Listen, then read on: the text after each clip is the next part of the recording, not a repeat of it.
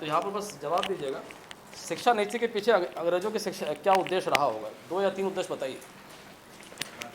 इतिहास में हर चीज़ का 2 या 3 उद्देश्य होते हैं। अपने शासन व्यवस्था को सुचारू रूप से चलाने के लिए वो शिक्षा नीति लाए थे खास, क्योंकि वहाँ से अपना कर्मचारी लाते तो वहाँ खाली हो जाता। ठीक है, प्राथमिक तो सही है, बताएं। और यहाँ सस्ता मिल जाता। बस ठीक है, पहला सही। और बताइए,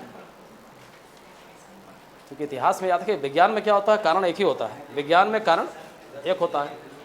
बताइए, शिक्षा नीति के पीछे अंग्रेजों के मूल उद्देश्य क्या रहे होंगे? एक तो उन्होंने बता दिया कि कहीं ना कहीं से यहाँ तक आते आते, मतलब 19वीं सदी के आते आते साम्राज्य काफ़ी बड़ा हो चुका था और कहीं ना कहीं प्रशासनिक व्यवस्था में दिक्कतें आ रही थी। प्रशासनिक व्यवस्था में दिक्कतें आ रही थी।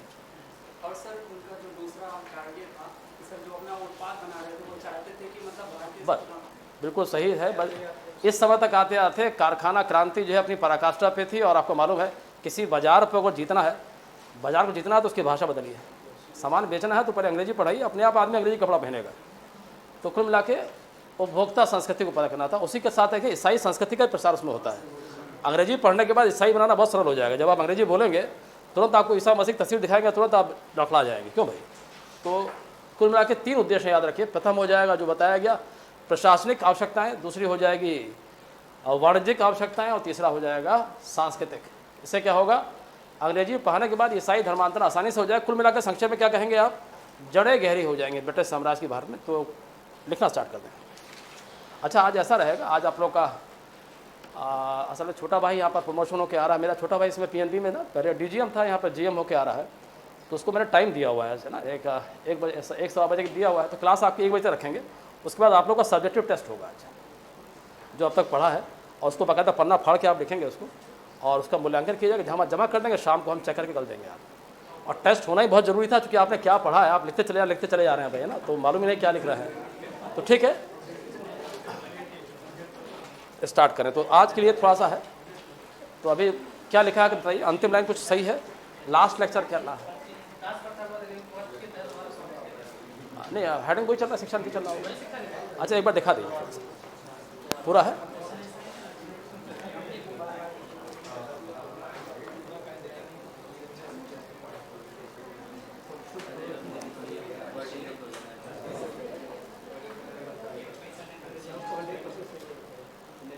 ठीक है, तो हम लोगों ने एक प्रस्तावना लिखी हुई है।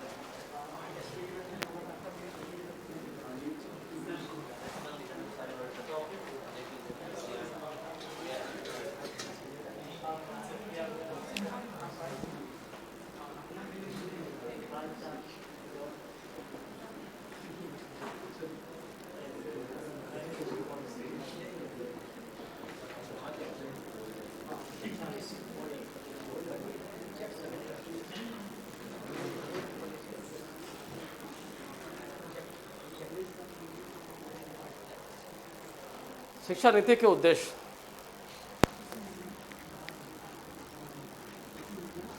हाँ उसी में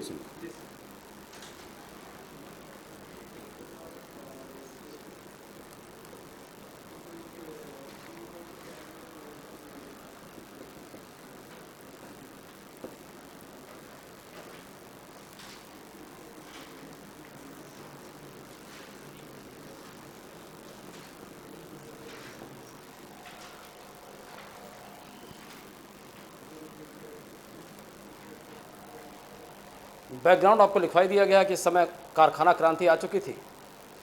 प्रशासनिक, वाणिज्यिक, अंग्रेजी पढ़ाने के बाद ईसाई बनाना सरल हो जाता है। सांस्कृतिक, और अगर हमारे तीनों ही उद्देश्य पूरे हो जा रहे हैं,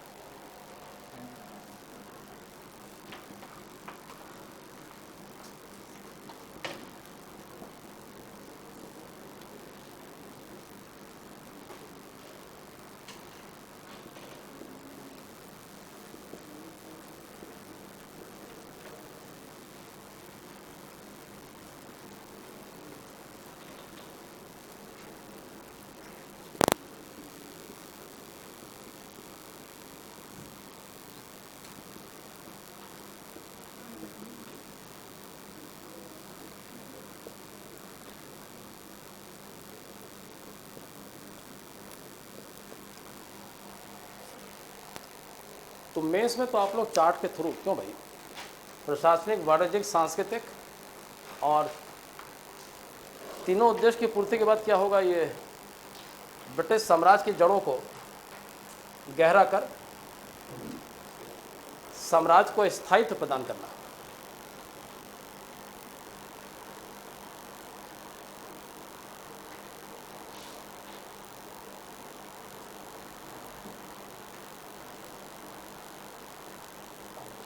नेक्स्ट पैरा से लिखिएगा। 19वीं सदी के प्रारंभ में ये तो जो ये हमने पूरा उद्देश्य के याद रखिए, पूछा गया तो याद रखिए, मन में बैठा लिए, तीन ही उद्देश्य हैं, उसका परिणाम ये होता है। तो लिखिएगा 19वीं सदी के प्रारंभ में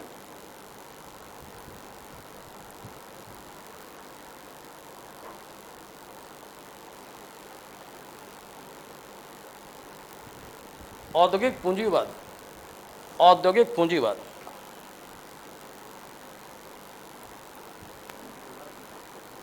की आवश्यकताओं की पूर्ति के लिए, इसका मीनिंग आपको मालूम ही है,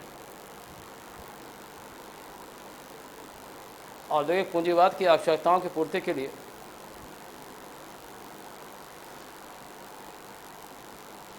शिक्षा नीति की नींव रखी गई थी।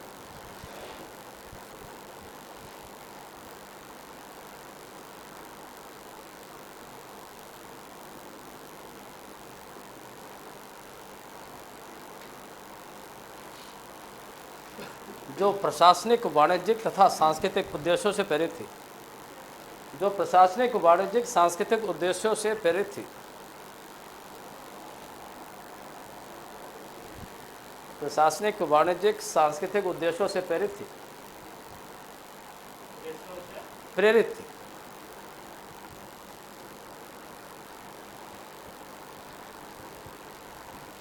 और इसी परिप्रेक्ष्य में संसद ने, ब्रिटिश संसद ने, परिप्रेक्ष्य में संसद ने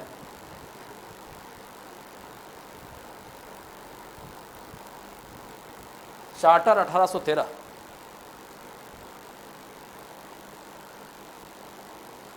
1813 में भारत में शिक्षा के प्रसार के लिए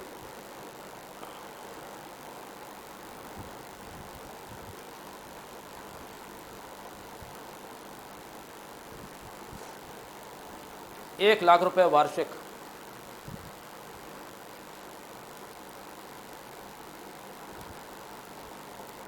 व्यय किए जाने की सिफारिश की थी,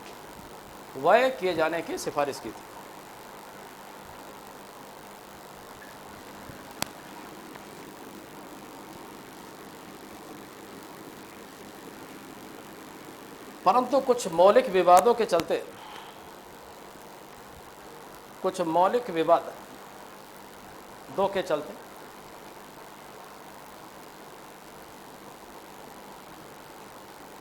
लगभग 20 वर्षों तक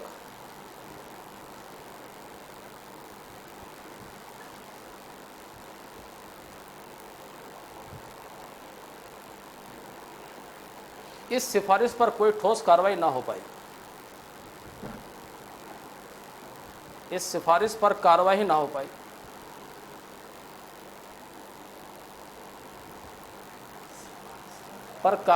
पाई।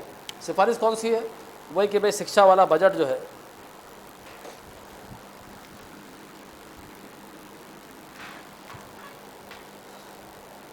इसके पीछे मूल कारण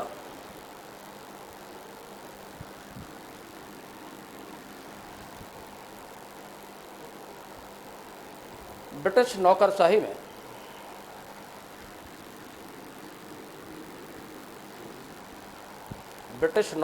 में सामंजस्य का अभाव था। सामंजस्य बोल दीजिए या एक मत बोल दीजिए, एकमतता का अभाव था।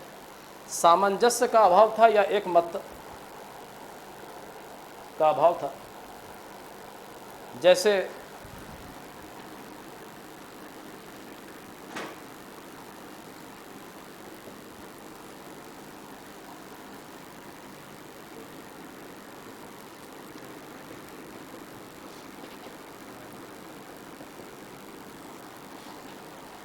एक पक्ष जिसको एक पक्ष, मतलब अधिकारियों का एक पक्ष, बुद्धिजीवियों का एक पक्ष, जिसे कहा जाता है। जैसे एक पक्ष कोष्टक में एंग्लिसिस्ट,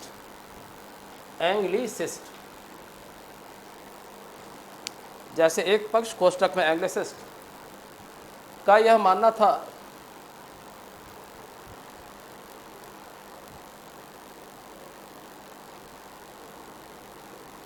कि शिक्षा का माध्यम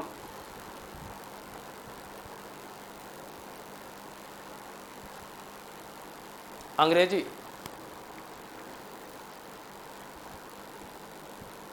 तथा विषय वस्तु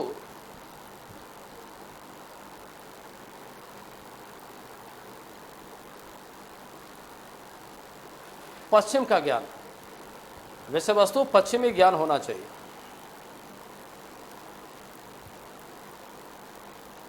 जबकि वही दूसरा पक्ष लिखा हुआ है, उसको बोलते हैं ओरिएंटलिस्ट।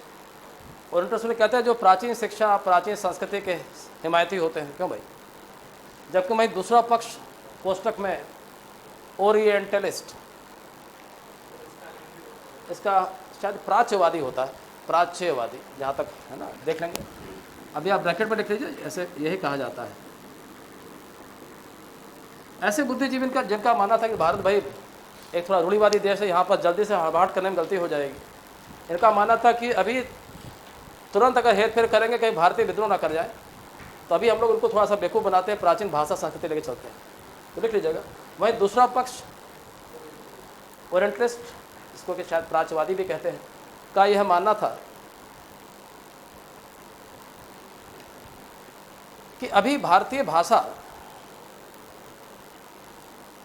व शिक्षा व्यवस्था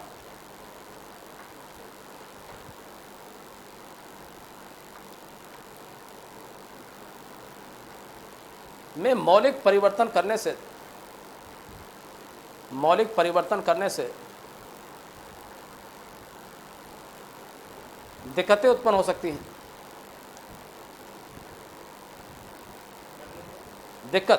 परेशानियां या दिक्कतें उत्पन्न हो सकती हैं।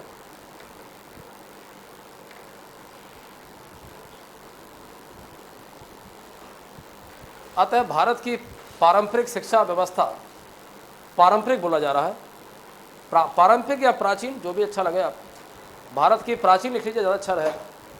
भारत की प्राचीन शिक्षा व्यवस्था तथा भाषा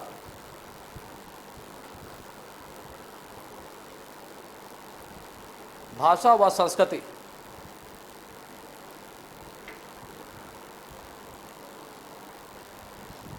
को ही यथावत जारी रखना चाहिए, को ही यथावत अभी जारी रखा जाना चाहिए। यथावत मतलब जैसा है, को यथावत वैसे ही जारी रखना चाहिए, या यथावत रखना चाहिए, जैसा है वैसा ही रहना चाहिए। और अंततः इस विवाद का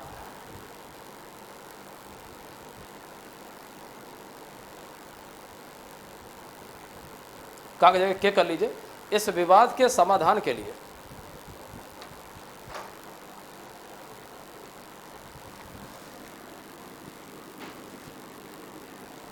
तत्कालीन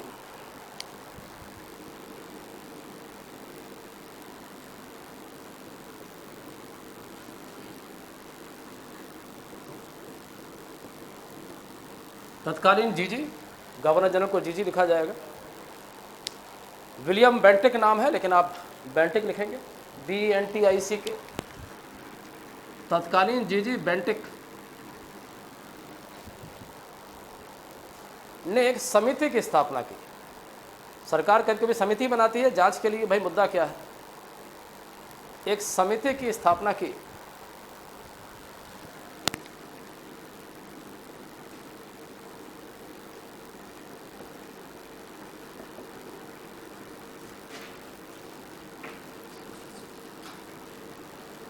भाई हमारा हिंदी थोड़ा सा ना कुछ गलतियाँ हो सकती हैं, लेकिन आप सही कर लीजिएगा उसमें। लोक शिक्षा समिति, पब्लिक इंस्ट्रक्शन कमेटी,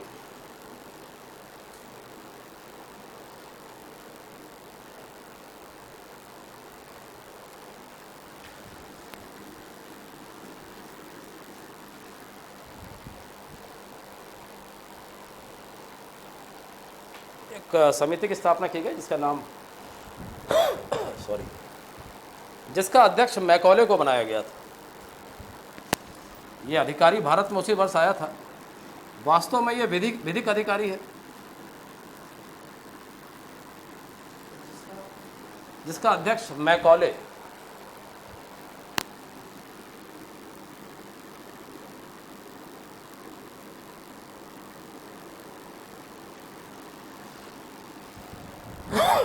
मैकॉले को बनाया गया था, जो वास्तव में भारत में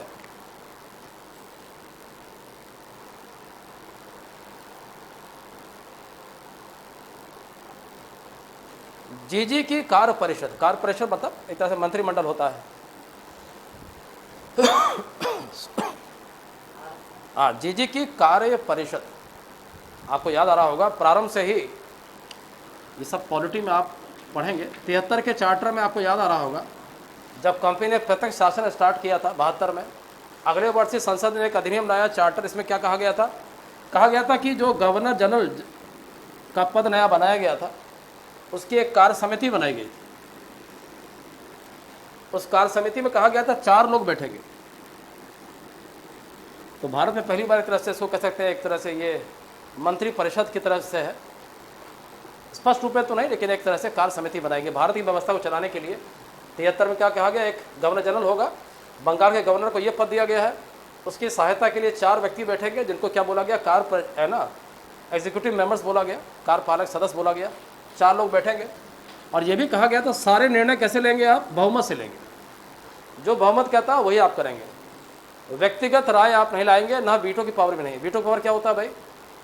बहुमत के निर्णय को अमान्य करने की ताकत। वीटो पावर क्या होती है? बहुमत कुछ भी कह रहा हो, आपने कहा नहीं। तो भारत के कंपनी का ढांचा पहले जो बनाया गया वो ऐसा था। 73 के चार्टर में यहाँ कौन बैठा है? बीच में जीजी बैठा हुआ है, 4 सदस्य बैठे हुए हैं, और लिखा गया है इसमें जीजी कोई भी निर्णय स्वतः नहीं ले पाएगा, बहुमत के निर्णय के अनुसार ही उसको लेना पड़ेगा। इसका तो इसके हाथ बांध दिए गए हैं, ऊपर से इसको बनाया गया है, ऊपर से तो उसका नाम तो बहुत बड़ा है, लेकिन इसके हाथ बांध दिए गए। हाथ बांधने का मतलब है आप खुद अपना डिसीजन नहीं लेंगे, जो बहुमत कहेगा इसका तो आप कुछ कर ही नहीं पाएंगे। एक तरफ नाम इतना बड़ा किया गया है। आगे चलकर जब कार्नवालिस भारत आता है, इस समय हास्टिंग था, उसको बड़ी दिक्कतें आ रही थी, उसने शिकायत करी संसद को, मेरे पास कोई अधिकारी नहीं है। आपने क्या कर दिया? मेरे हाथ ही बांध दिए। क्या हाथ बांध दिए है? आपने कहा जो बहुमत करेगा वही करूँगा। कार्नवालिस जब भारत आता है, अमेरिका से आ रहा है, बड़ा स्वाभिमानी भी है, प्रशासनिक अनुभव भी है, उसने संसद पर दबाव बनाया कि भैया मैं भारत नहीं जाऊँगा जब तक मुझे वीटो का पावर ना मिल जाए। वीटो क्या होता है आप जानते हैं? वीटो क्या होता है? ये कुछ भी बोलेंगे, हम कुछ भी कर सकते हैं। 4 के बाद में आपको याद होगा 3 कर दिया गया था, 84 में कितना कर दिया था। तो ये सदस्य है, इसको बस याद रखिए। एक संस्था बनाई गई है कार्य परिषद, पहले 4 थे, फिर 3 कर दिया गया। कब 3 किया गया भाई? हाँ, 84। फिट्स इंडिया अधिनियम में सदस्यों की संख्या 3 कर दी गई, अब 3 ही चला रहा है। हाँ, यहाँ पर याद रखिए, गवर्नर जनरल सुपर हीरो बन चुका है, उसके पास वीटो की पावर आ गई। वीटो मतलब हाँ तो हाँ, ना तो ना, कुछ भी कहते रहिए। उसने कहा हाँ तो हाँ हो जाएगा। ये कब किया गया? यहाँ पर किया गया। परंतु ये व्यवस्था सिर्फ और सिर्फ कार्नवालिस के लिए की गई थी। अगले चार्टर में इसको रेगुलराइज किया गया। अगला चार्टर कब आएगा? 73 के बाद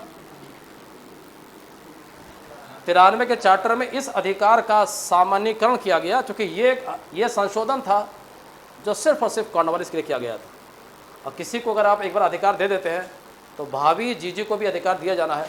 तो मन में बैठा लीजिए, वीटो की पावर का सामान्यीकरण कब किया गया? तो आंसर ये हो जाएगा। हाँ, अपवाद स्वरूप किसको दी गई? पहली बार कार्नवालिस को दी गई है जब भारत में आता है। तो कुल मिला के व्यवस्था वही चली आ रही है। जब ये बेंटिक भारत आएगा, यहाँ भी देखिए एक चार्टर आ रहा है, इस चार्टर का नाम क्या हो जाएगा? मैकॉले इसी वर्ष भारत आया है, और उसी वर्ष संसद एक चार्टर बनाया है, और उसी चार्टर के तहत आया है। इस चार्टर में क्या कहा गया था? क्योंकि सदस्य कितने हो गए? 3 हो गए थे। इस चार्टर में क्या कहा गया? भाई एक आदमी और जोड़ा जाएगा इसमें, और वही मैकॉले है। तो 33 के चार्टर में क्या किया गया? कार्य परिषद में एक चौथा सदस्य पुनः आवंटित किया गया, उसका नाम था विधिक सदस्य। विधिक सदस्य मतलब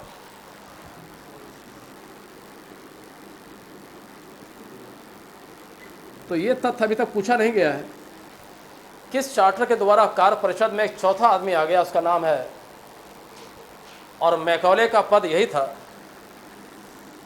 भारतीय विधि व्यवस्था का निर्माण करेगा, उसी ने बनाया है, आईपीसी सीआरपीसी बनाया है, और अगले वर्ष भारत का पहला विधि आयोग बन जाएगा। भारत का पहला लॉ कमीशन कब बना है? 34 हो जाएगा। और अध्यक्ष कौन होगा? सबका आंसर मैकॉले मैकॉले मैकॉले, उसका नाम ही है भाई विधि। विधि का बहुत बड़ा ज्ञाता था वो। अब वो भारत इसी काम के लिए आया है। तो मैकॉले किस पद पे आया था? नहीं, किस पद पे आया था? विधिक सदस्य के रूप में आया था। यहाँ बैठ गया वो। अच्छा कि भाई विद्वान आदमी रहा होगा, बेंटिक का मित्र भी था। बेंटिक इस समय है, कार्यकाल दोनों का लगभग देखिए 2-3 साल पहले वो आया है, तो बेंटिक उसको जानता भी था। तो जब विधि बनाने आया तो बेंटिक ने उसको एक काम और सौंप दिया कि भाई मैं बड़ा दिक्कत में हूँ, नौकरशाही में विभाजन है। कौन सा मुद्दा है? यही वाला मुद्दा है। अच्छा कि विधि का ज्ञाता है, एक समिति बना दी जाती है। तो मैकॉले को एक काम और दिया जाता है कि भाई आप ये समस्या का समाधान करिए। कौन सी समस्या? जो आपको मालूम है, अंग्रेजी पढ़ाएं या बंगाली पढ़ाएं। तो आपको मालूम है मैकॉले को क्या करना है? उसने कहा भाई मोहर लगा दिया। मैकॉले ने मोहर किस पे लगाया होगा? अंग्रेजी पे मोहर लगा दिया होगा, ठीक है नहीं?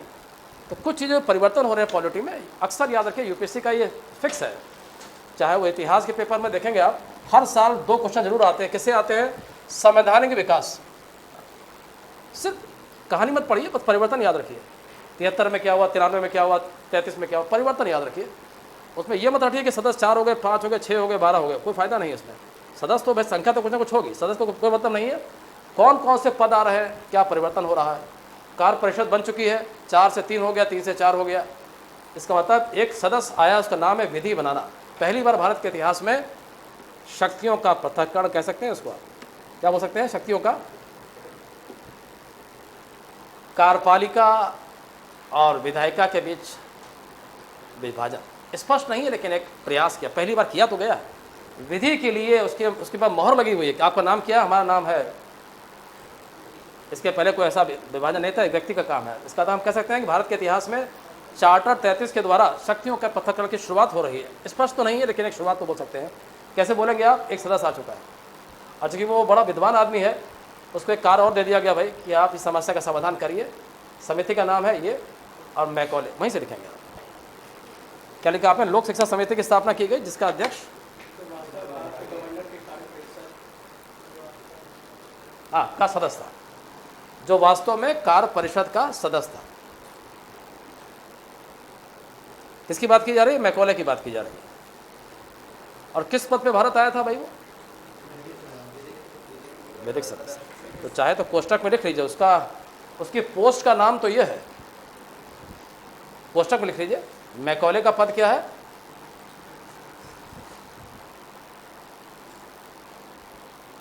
तो भारत इस काम के लिए आया था, लेकिन उसको एक काम और मिल गया। क्या काम मिल गया? कि भैया समस्या का समाधान करिए, और 2 साल में वो समाधान कर देगा। देखिएगा 1835 में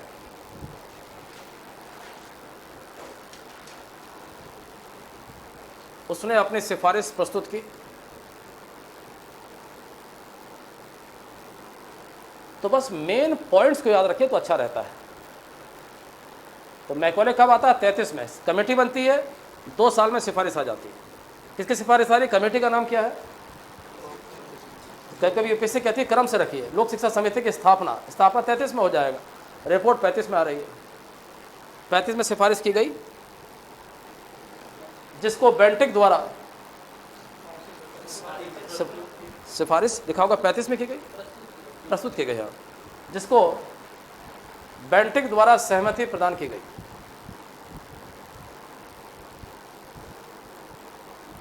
अब ये भारत का राष्ट्रपति है भाई, अगर इसने मोहर लगा दी तो कुछ दिक्कत नहीं आएगी। उसने कहा ये लीजिए सिफारिश हो गया, अनुमति सहमति दी गई, और इसके आधार पर उसने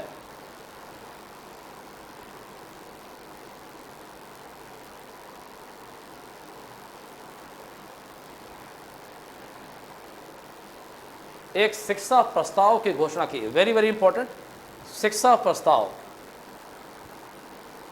ब्रिटिश भारत में पहली बार शिक्षा प्रस्ताव आ रहा है। वर्ष क्या होगा? वही वर्ष हो जाएगा जब सिफारिश आई, 35। इसको अंडरलाइन कर लीजिए। अब कहा जाए शिक्षा समिति कब बनी थी? समिति तो भाई पहले बना होगा। कब बना है? 2 साल पहले बना है। तो ब्रिटिश भारत में पहला शिक्षा प्रस्ताव 1835, किसने मोहर लगाई है? अधिकार है ना। हाँ, श्रेय जाएगा इसको, लेकिन बनाने वाले का नाम है मैकॉले। मैकॉले उस समय गवर्नर जनरल नहीं है, मैकॉले वो नंबर है। क्या सिफारिश में कहा गया, लिखिएगा। नंबर एक, शिक्षा का माध्यम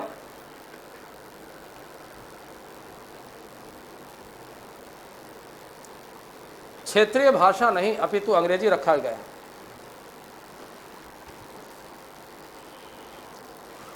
शिक्षा का माध्यम क्षेत्रीय भाषा नहीं अपितु अंग्रेजी निर्धारित किया गया।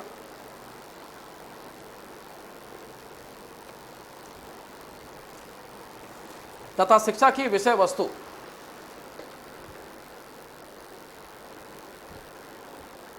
आप समझते हैं कि वेद पढ़ाए, कुरान पढ़ाए या महाभारत पढ़ाए, क्या पढ़ाए, या वैदिक ज्ञान पढ़ाए।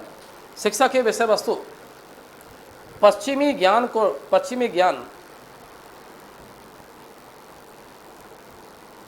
शिक्षा की विषय वस्तु पश्चिमी ज्ञान पर आधारित रखी गई या पश्चिमी ज्ञान पर आधारित थी।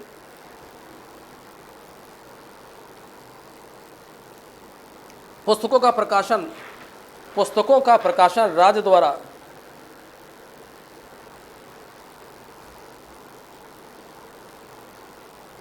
अंग्रेजी भाषा में किया जाना था।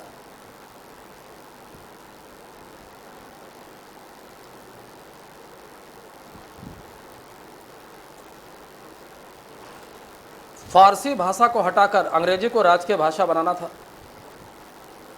राजकीय भाषा याद रहे, ऑफिशियल लैंग्वेज।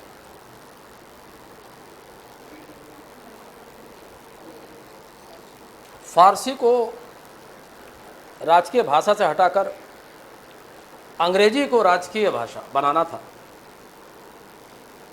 तो ध्यान दिया आपने, जब पहले चरण में अंग्रेजों ने सबको नहीं छुआ, क्यों नहीं छुआ है? उसका कारण क्या था भाई? हाँ, उसमें था कि भैया अभी लूट के भागिए जल्दी जल्दी, व्यापार में बहुत पैसा गंवाया है ना, अभी भाषा बारे में सोचिए। और भाषा के बारे में कब सोच रहे हैं? जब आपको लग रहा है कि हाँ भाई अब जड़ें गहरी करनी है। क्यों भाई? अब भारत में सामान बेचना है, अब भारत में सामान बेचना है, तो भाई थोड़ा सा लोगों से जोड़ना पड़ेगा। अब पहले सामान लेके भागना है, क्यों भाई? सामान लीजिए, भागिए, बेचिए। तो पहले चरण में कंपनी भारत में कोई भी जिम्मेदारी संभालना नहीं चाहती थी, क्योंकि वो चरण है बस व्यापार का चरण है।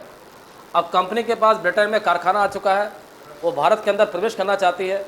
जब तक भाषा संस्कृति नहीं बदलेंगे माल नहीं बिकेगा। तो ये उद्देश्य है। तो आपने लिखा कि ये है। इसी कारण मैकॉले की शिक्षा नीति को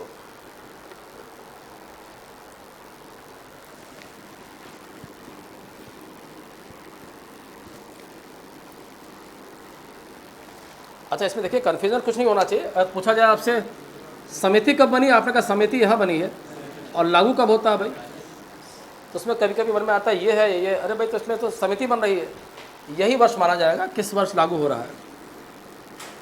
तो कुछ चीज़ें इतिहास में उनको क्लियर होना चाहिए, कहाँ डाउट नहीं होना चाहिए। आपने कमेटी तो बनेगा ही भाई, कमेटी पहले बनेगा फिर सिफारिश आएगा। तो भारत के इतिहास में ये वर्ष एक मील का पत्थर वर्ष, ये मील का पत्थर है, क्योंकि इसी वर्ष अंग्रेजों ने भारत में आगमन कब हुआ था, वो प्लासी का युद्ध कब हुआ था, यहाँ हुआ था। तो लगभग देखें तो मोटा मोटा कितना बन जाएगा? 50 साल, ये 80 साल मान सकते हैं। क्यों भाई? अंदाज से जोड़ा जाए 50 साल 80 साल, 80 वर्ष तक उन्होंने भाषा संस्कृति में कोई छेड़छाड़ नहीं करी। उनको मालूम था कि अभी हमें सिर्फ माल उठा के बेचना है और हमें ज़्यादा नहीं सोचना है।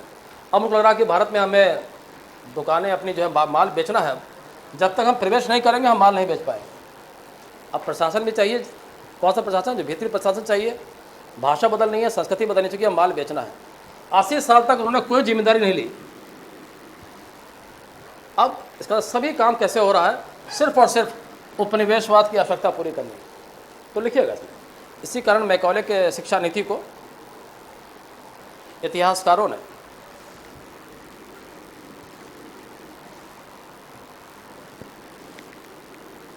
इसका हिंदी बताइएगा।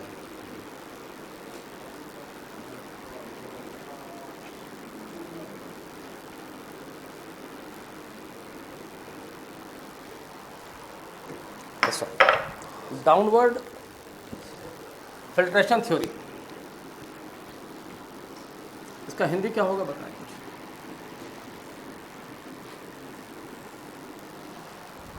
फ़िल्टर मतलब जानते हैं, फ़िल्टर करना छानने को बोलते हैं ना। कुछ लोगों ने इसको बिल्कुल शुद्ध हिंदी वाला अनुवाद कर दिया, किसी ने कहा ना, कुछ किताबों में ये भी लिखा हुआ है, लेकिन शब्द अच्छा नहीं है। कहते हैं कुछ शब्द अच्छे होने चाहिए भाई, परीक्षक जांचने से पहले थोड़ा उसका दिमाग से काम करे। मतलब शब्द ऐसा मत देखिए कि थोड़ा सा, हिंदी में भी अच्छे अच्छे शब्द होते हैं। कुछ लोग उसको बोलते हैं साहब ये बोल दीजिए इसको आप, लेकिन शब्द अच्छा शब्द नहीं है ना। ये समझने के लिए तो ठीक है, छनन सिद्धांत, छानने वाला सिद्धांत, जो भी है आप मीनिंग समझ जाएंगे इसका। इसको डाउनवर्ड फिल्ट्रेशन थ्योरी कहा जाता है।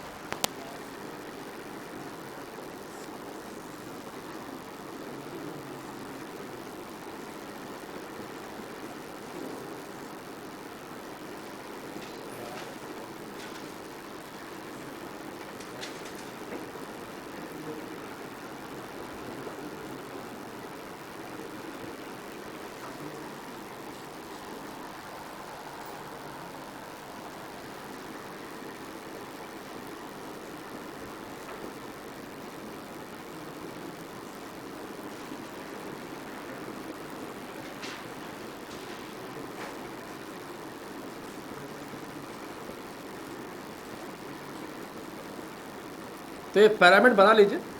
ऊपर आप लिखेंगे अभिजात, अभिजात जानते हैं, अमीर वर्ग, उच्च वर्ग, अभिजात भारतीय वर्ग। और जो नीचे स्तर पे होता है जिसके पास कुछ नहीं है, सर्वहारा, ज़्यादा अच्छा रहेगा ना, आप उसको सर्वहारा वर्ग लिखिए, है ना, चाहे तो वही लिखिए, अच्छा है। अभिजात वर्ग, उसका जस्ट विलोम होता है सर्वहारा, जिसके पास जो सब कुछ हार चुका है।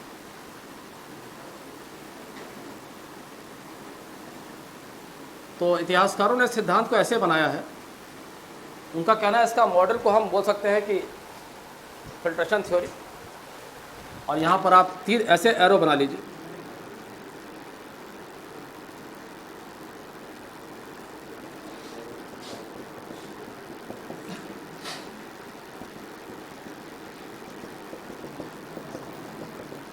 तो ये शिक्षा जो है, और यहाँ पर शिक्षा का प्रसार ऊपर लिख लीजिए, शिक्षा का प्रसार।